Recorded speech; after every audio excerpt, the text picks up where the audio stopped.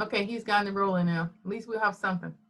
Yeah, sorry about that. We didn't, well, this is, sorry, we went right from the meeting of the whole to the committee, meeting, and I guess we didn't do the pledge either. I don't know if we We did did that. not. So when we stopped that, we're supposed to remind each other. Sorry about that. So Right. Yeah, I'm sorry too. we get it on. Thanks. Thanks for catching it for us. Going to start. Yes, please. Council President Henry, Mayor Roach, members of council, members of the community, our police department personnel continue to stay healthy. Continued gratitude to Mayor Roach and Fire Chief Newman for getting us the resources we need to stay safe. Our department will be transitioning to a new and better portable and mobile police radio system. We'll be utilizing the Cleveland radio system, which we field tested earlier and found it to be superior to our current MARC system. Not only is it better for our needs, but it's also less expensive. They came out today, Cleveland Radio, and took care of all of our portables, and they'll be working on our mobiles soon, and we hope to transition within a few days. K9 Bolt is continuing to do well. On October 22nd, he made an alert on a vehicle during a traffic stop. A subsequent search resulted in the discovery of 2 digital scales believed to be used for weighing drugs. And then also, just in closing, if you notice, our officers are starting to look like woodsmen with beard growth. It is because they're participating in a no-shave charity event to raise money for the Gathering Place in Beechwood. This organization supports those suffering from cancer. That'll conclude my report. All right, I have 2 questions. Is drug weighing scales illegal? If you don't have the drugs with you, what difference does it make if you got the scale? Yeah, we confiscated them because the dog hit on that area. So there's a suspected that it was used for that. So we confiscated them. We did not charge him for that. So that's how that's holding right now. So he told you it was used for what? The suspect told you the scales were used for? I don't know what his conversations were, Counsel. Oh, I thought you said he told you they were used for something. I'm thinking he would tell you that. No, I said they're believed to be used for weighing drugs. Okay, so but a certain amount of marijuana is legal, right? Yeah, that's a totally different story. These were other kind of stuff. Our dog isn't even trained to hit on marijuana. We didn't feel it was worth the time because it's probably going to be legalized. So what else do you weigh? You weigh everything else too when it comes to drugs, is what you're telling me?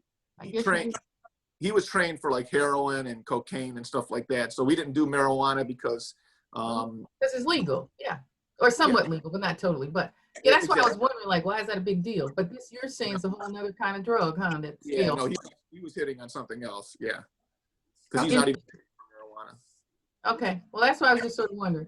Then my next question is how have you all been impacted, the police department, from this COVID? Your calls, have they increased in comparison to last year, the previous year? No, I don't think they have. And I think in one of my earlier council reports, I even noted that we did not see a spike. It might have been some anecdotal stuff here and there, but no real bump in domestic violence, because early on that was considered a serious cause, especially when everybody was kind of locked in their homes together. Now, lately, we've seemed to have an uptick in domestic related calls, but I don't believe, just from an, anecdotally looking at it, I don't see a big spike. And I haven't seen a major change in a lot of our calls. We've reduced our traffic enforcement significantly because of COVID. So we weren't really having that much contact with people and getting the subsequent arrests that result from that. But we have started to pick up our traffic enforcement because, there was a concern that that danger of speeding cars was starting to outweigh. And we've gotten really good at, controlling those contacts with the public. Oftentimes we'll do passenger side approaches. There's just an exchange sometimes of a license and then back, and then they have a cleaning equipment in their car so they can immediately clean up after those contacts. All right. Well, thank you very much. Any questions for the chief? All right. Thanks. Building Commissioner Jim Uranker. Thank you, Madam President, Mayor Roach, members of council and the community. I just have 2 planning commission announcements to make. One being Bell Oaks, a minor modification to the originally approved site plan. The leasing office is to become a permanent building, not a temporary building as originally approved. And also, we have a new business who's making application for conditional use at 818 Richmond Road, La Fume LLC, a cigar shop. We'll be hearing this on November 11th at 7 p.m. And that's all I have for my report. Okay, at 7 p.m. What meeting? What meeting is that? Planning Commission meeting. Okay, It's a Planning Commission meeting. that's on a Wednesday then, right? Is it? Correct. Yep. Okay, and but I thought we were not going to have meetings until, let me see, the 7th would be November 7th is a Saturday, right? You sure that This date is November 11th. Oh, that you said the 7th. Okay, the 11th. All right. The 11th. Oh, okay, cool. Thank you. Which takes us back later on, Betsy. We have to remind everybody we're not going to come in. We're not having a meeting the first week of November. Okay. Right. So then, okay, Jim, does that complete your report or did you? That completes my report. Okay, so thank you very much. Finance director or acting finance director or Assistant. assistant finance director, Tom DeLillo. Thanks. Okay, I do not have an official finance report, but I would like to clarify that ordinance 102 is 100% an amendment to the coronavirus relief fund to bump up the allowable expense to match the actual receipts that we have received through October 15th. Thank you. Thanks so much, Tom, and for all that you're doing. Thanks for being here tonight on this call. Anybody has any questions for Tom? Okay, we'll move on to Recreation Director Rick Dula. Thank you, Council President Henry, Mayor Roach, members of council, and the people viewing in tonight. Just a real brief report. Just want to announce that the Board of Elections on Monday afternoon did drop off all the necessary equipment for the elections coming up on November 3rd over at the lodge. So they are secured and ready to be set up on Monday evening and ready to be used by hopefully lots of people on Tuesday, November 3rd. And that concludes my report for this evening. So I got a question. Are we not responsible for anything that happens with that election thing in terms of, I guess, transmission of COVID? Are they handling all that? The Board of Elections are making sure? Yes, the Board of Elections is handling the before, the during, and the after. Okay. But I'm sure, and I can't speak for Service Director Korniski, but I believe we might be utilizing that new backpack sprayer shortly after the elections take place on the 3rd over at the lodge. It'd be a good one of the initial uses for over at the lodge. Hopefully we can pick up a sprayer down the road for the lodge itself, so we don't have to be sharing the police or the fire or the service departments. Yeah, but they also are in our council chambers too, right? Or what used to be our council chambers, right? Well, they will be. I think we talked about that today, or yes, today at our staff meeting about, getting a rotation where the service department will come in and, take care of City Hall, the high touch areas with one of those new machines, new sprayers, electrostatic sprayers. Okay, thank you. You're welcome. There was another thing, you talk about spending money. I had asked you to, if you found time, because I haven't did anything in terms of following up with quotes, but I asked you for a quote for some kind of camera or something system over near. Correct. I have had a conversation with Lieutenant DiBiase. She has done some extensive research recently, and we have yet to hook up and share that back and forth. But we will do that hopefully before the next council meeting. I'll have some quotes for you and council to review.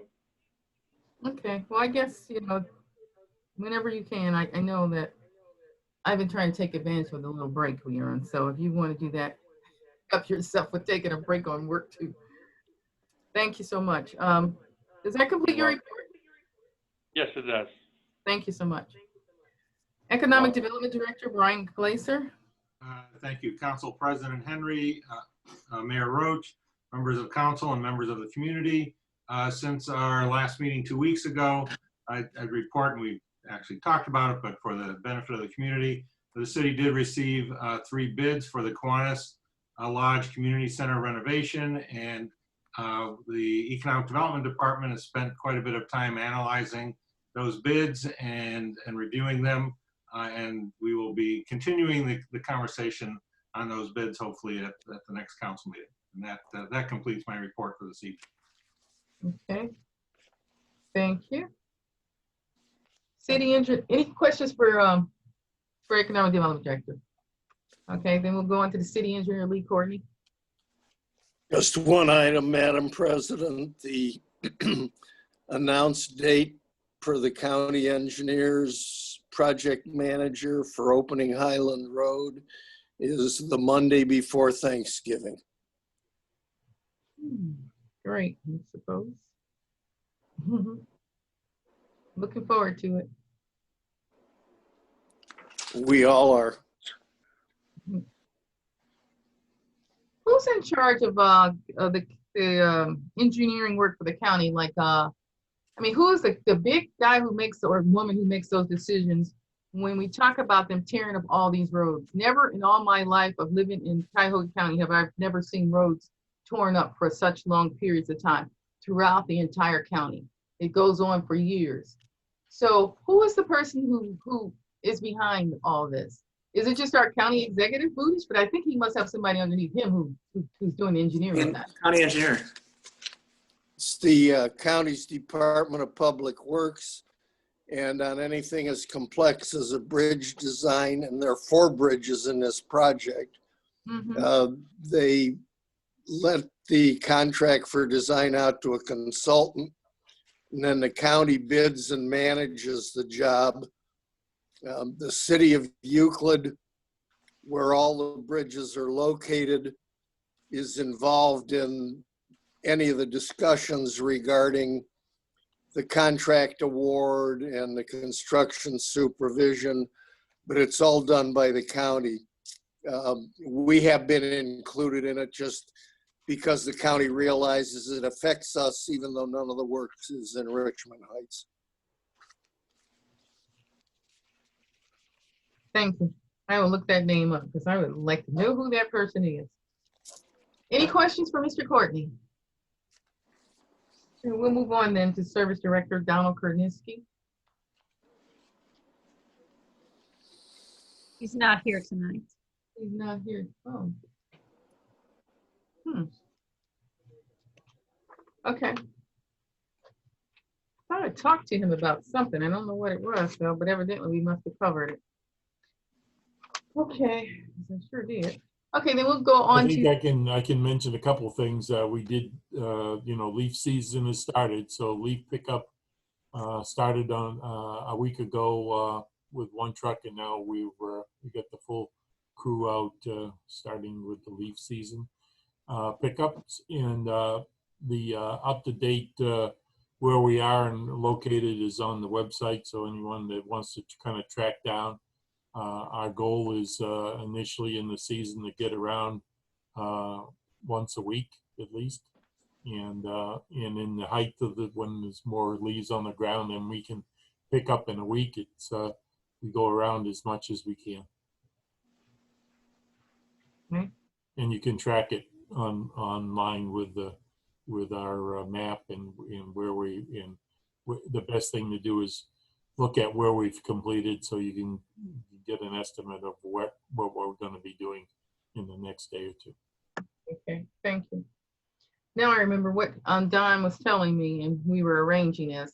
Waste Management will do a presentation during our meeting in November, during the committee of whole meeting. That's what we agreed on. So that was the thing, or either in our first meeting or our second meeting in November.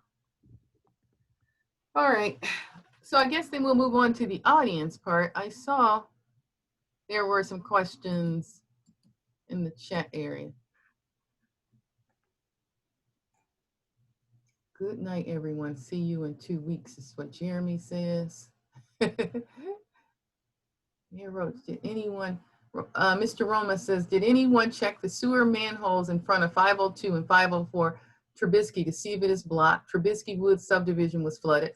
504 was flooded, but 502 was not on Trubisky. Trubisky Woods has no storm water in their sanitary sewers, so they should not have flooded. So, Eloise, I can comment on this. okay, please. The entire sanitary sewer pressurized that morning about 5:30 in the morning, and it did not unpressurize on Trubisky until approximately about 9:30, 10 o'clock, because I too, my basement was flooded. Wow. So, and I believe that Don was there because I talked to Don that morning, and I believe Don was down there at the intersection there of Trubisky Woods and pulled those manhole covers, because I knew it was pressurized through our test tee, but he also confirmed that the whole sanitary was pressurized. So Romas was right about the fact that it wasn't water, stormwater that got in. Stormwater got in somewhere, but I don't know where, into the sanitary, but it wasn't through Trubisky Woods, because their whole complex, that pond, that overflow was completely full and going over the top that morning. And it took quite a while for it to empty out, but there was quite a few people. The only reason I could explain that 504 flooded and 502 didn't was 502 must not have a floor drain or anything attached in the basement to the sanitary. Now, I know Don is still looking at this, because I was concerned that maybe probably, or that something happened in the water main break that caused something to back up, because we have not had problems on Trubisky now for probably the better part of 10, 12 years. So this was the first time that I flooded probably in 14 years. Okay, thank you. So we'll open the floor to audience. Audience, does anyone have any questions? If so, unmute and say something. Present your question.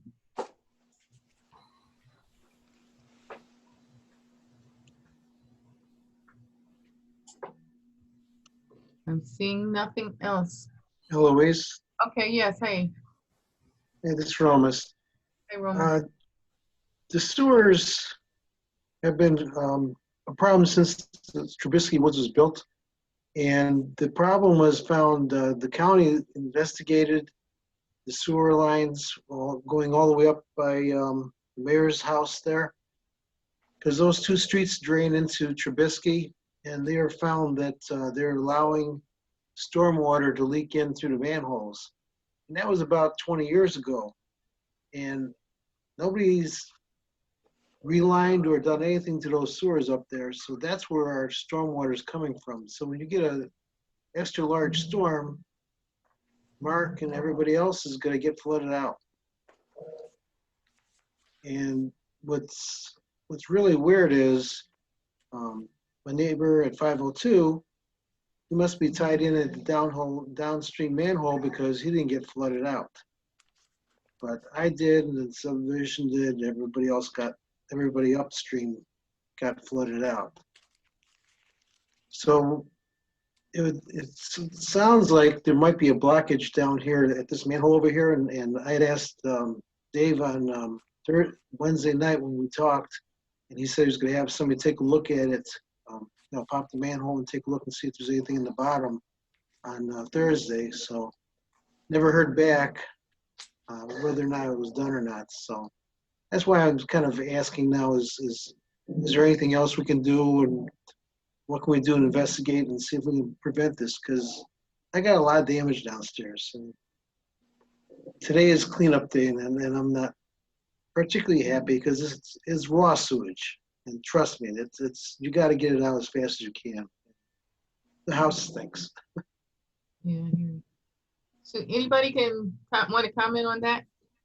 Or anybody knows anything to comment? The only Mayor? thing I would suggest right now is, because I'm thinking about doing it myself, putting in that backflow preventer, which I believe, I don't know what the city kicks back to you, Dave. I think it's a Yeah, 15. there's a program to you can put a backflow preventer in that kind of, it's a flapper that closes if there's more pressure in the sewer line at your house. And the program is that we give $1,500 towards putting that in when people are having problems. So you want to get the permit, or you get paperwork in first before you put the backflow preventer in, and then we provide $1,500 out of our sewer fund. Is it 1,300, Mayor? I thought it was 1,300.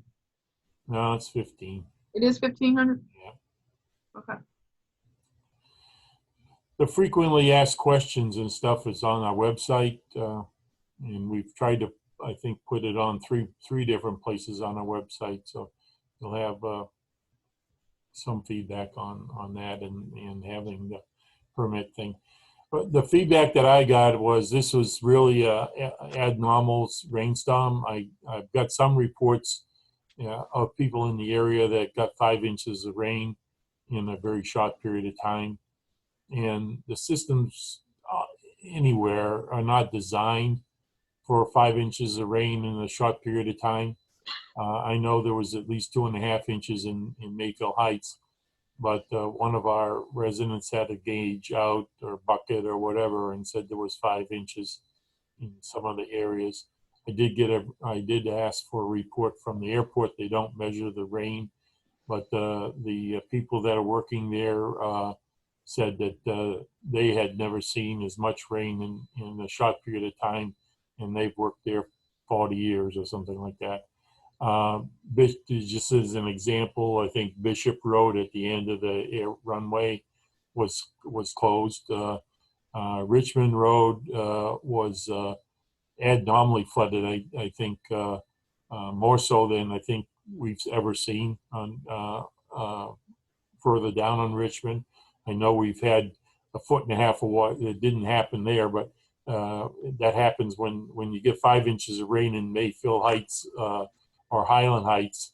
Clarabelle Creek will overtop the road by about 1.5 feet.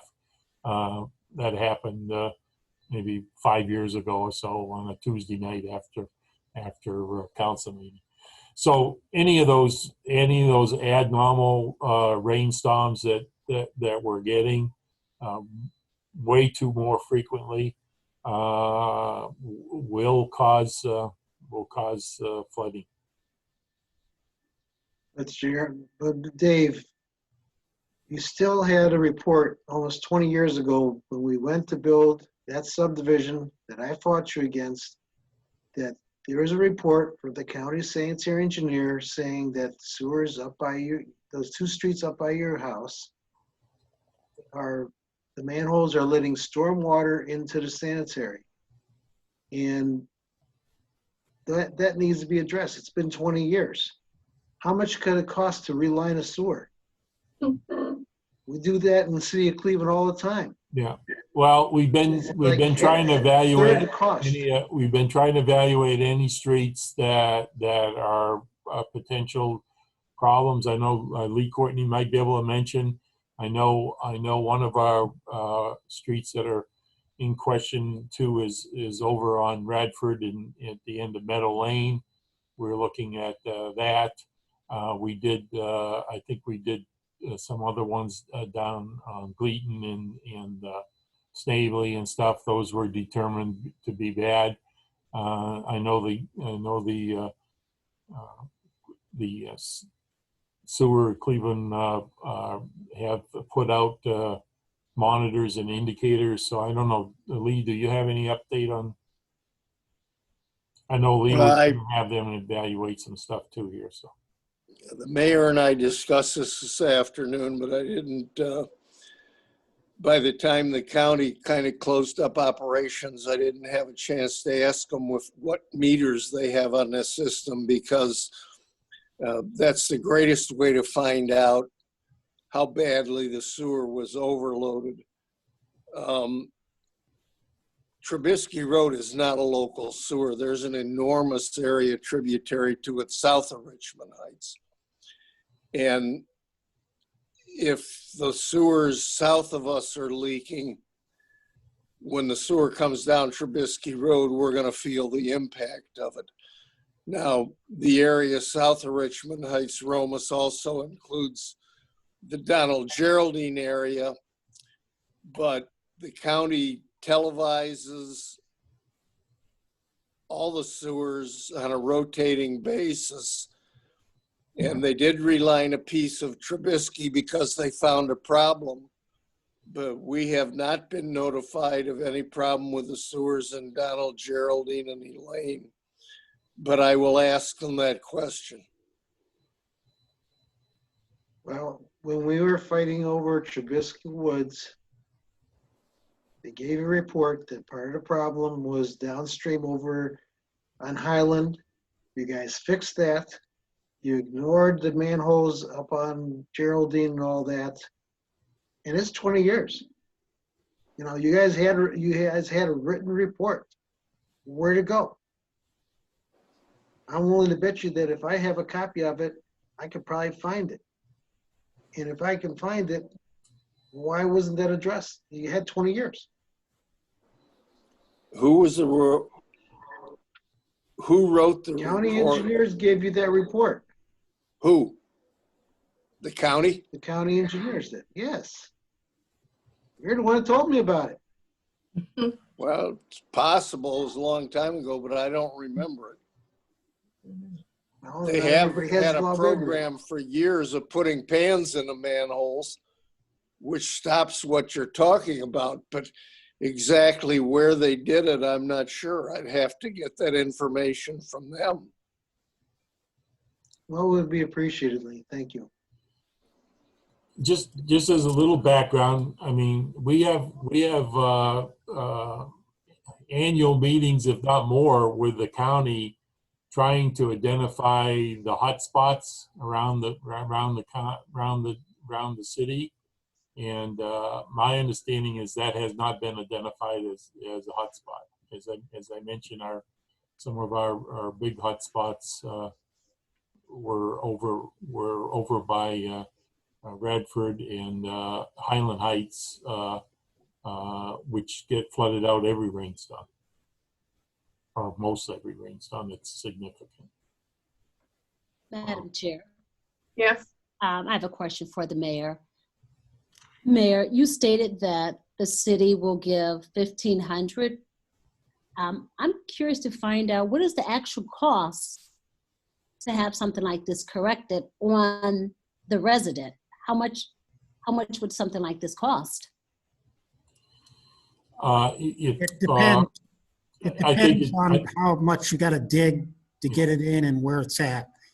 The 1,500 covers the actual piece that you put in is probably about 500. So there's 1,000. It might end up being, I mean, in extreme cases, it might end up being 3,000. That'd be a 50-50 split. In some cases, it could be that it's 500 to the homeowner, and it really depends on how much digging and excavating's got to be done to put it in. Some people have the ability to put it actually in their house, in their basement floor.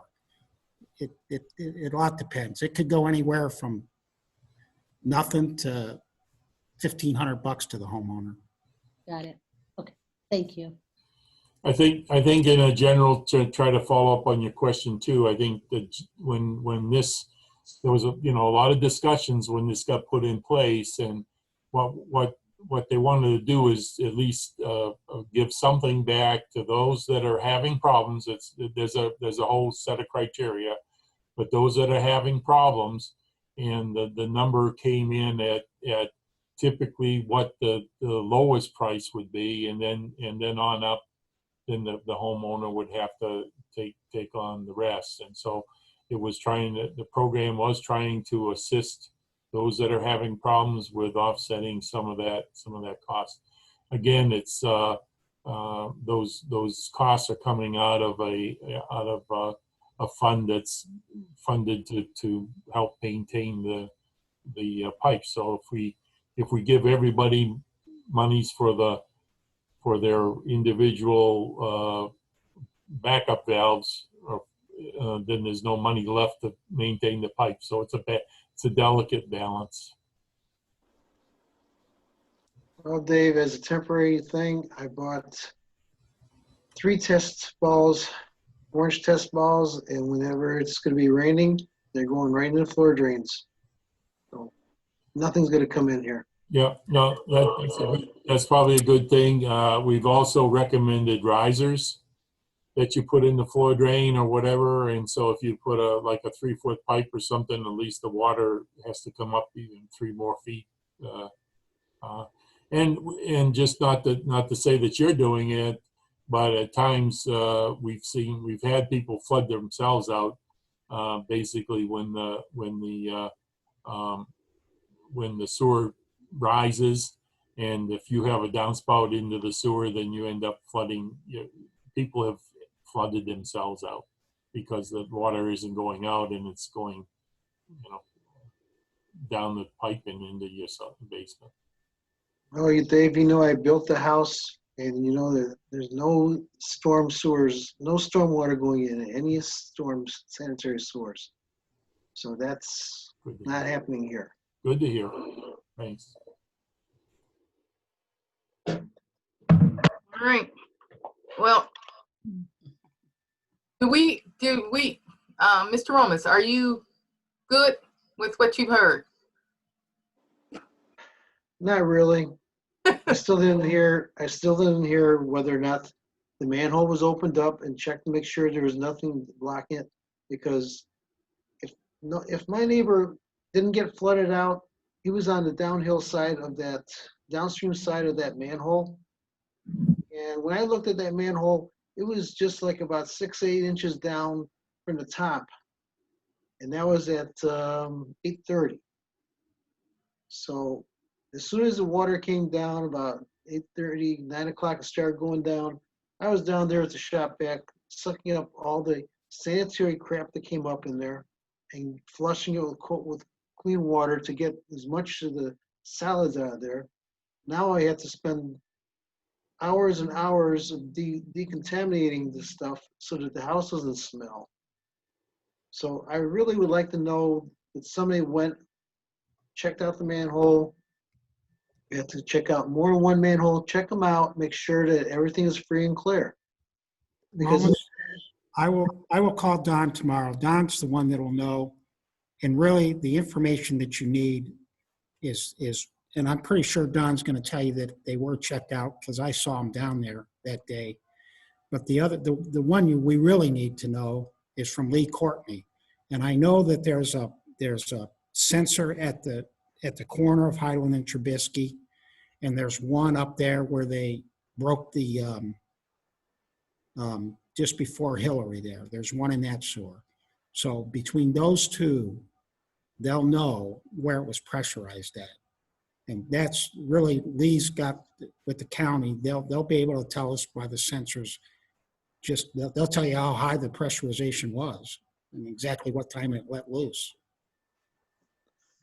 Well, if somebody would at least find out, let me know instead of I'll talk to just both of wondering. them. I will talk to both of them tomorrow. I don't know if Lee will get the information back tomorrow because the county will have to come out. I don't know if those are hooked up remotely to them or not. I don't know how that's done. But I will talk to them and I will give you a call. Thank you, Mark. Yeah, thank you. Good night, everybody. Good night. Okay. We'll go on to old business unless there's somebody else in the audience who has a question or comment.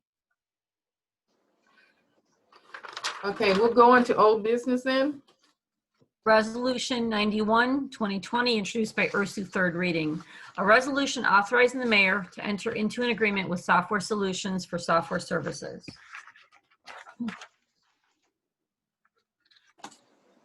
So we are on the third reading on this.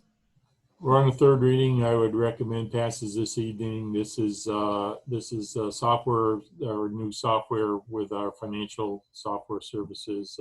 They've done a good job, and it's, I believe, less than our previous agreement with the other software package. Yes, Madam President, I concur, and we did cover this in Finance Committee of Council and as well as 92, both recommended for passage tonight.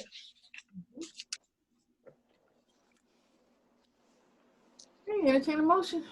Recommend for passage.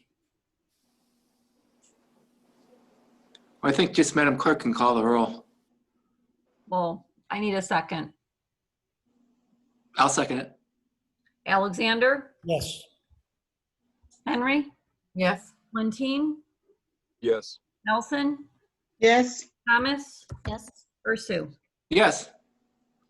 Resolution 91, 2020 passes unanimously. Resolution 92, 2020, introduced by Ursu, third reading. A resolution to authorize the mayor to enter into an agreement with James G. Zupka, CPA, for financial data conversion gap services. Yes, Madam President, this one is also recommended for passage on third reading, please. Second. Alexander, Yes. Henry, Yes. Lentine, Yes. Nelson, yes, Thomas, Yes. Ursu. Yes. Resolution 92, 2020 passes unanimously. Resolution 95, 2020, introduced by Henry, third reading. A resolution authorizing an agreement with PC Alternatives for additional information technology support services for the city. You're gonna hold that, continue to hold it on third reading. Resolution 99, 2020, introduced by Mayor Roach, second reading. A resolution authorizing the mayor to enter into a public health services agreement, Cuyahoga County Board of Health. Again, this is a pretty standard contract agreement with the board that we've had for many years, and I think the majority of the communities in Cuyahoga County that don't have their own health services contract with the county.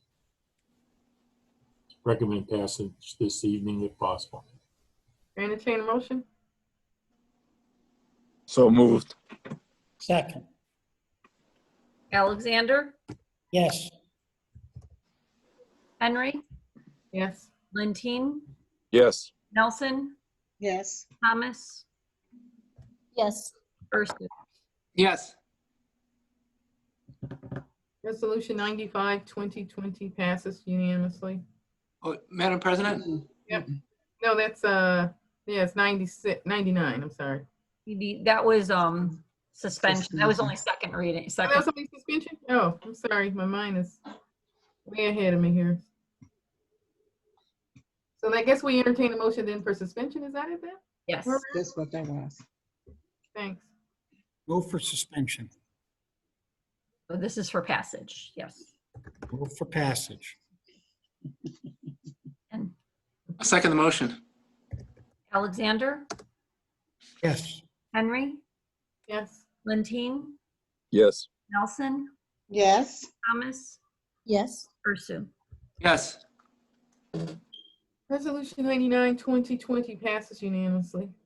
Okay, under new business, we have resolution 100, 2020, introduced by Mayor Roach, first reading. A resolution authorizing the mayor to enter into a contractual agreement with Cuyahoga County for jail services for city prisoners. Madam President? Yes. Maybe at this juncture, it'd be good for us to do the Pledge of Allegiance before we start new business. Yeah, it would be. Why don't we do it? Thanks for the reminder. Let's do the Pledge of Allegiance, please. Please rise for the Pledge of Allegiance. I pledge the allegiance to the flag Flag of the United States of America and to the republic for which it stands, one nation, under God, indivisible, with liberty and justice for all. Thank you. Oh, Thank you, Madam President. thank you for the reminder, because let me tell you. Absolutely. Thank you. Okay, so now we go to new business. Thanks so much. Okay, I just read the resolution 100, 2020, introduced by Mayor Roach. I'll move for suspension. I'll second the motion. Alexander, Yes. Henry, Yes. Lentine, Yes. Nelson, Yes. Thomas, Yes. Ursu. Yes.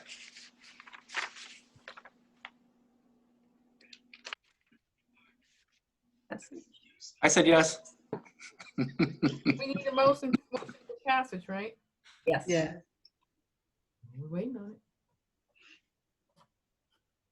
it. I'll make a motion.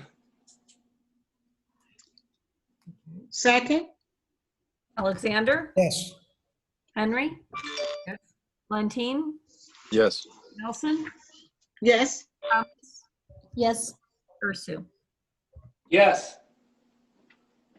Resolution 100, 2020 passes unanimously.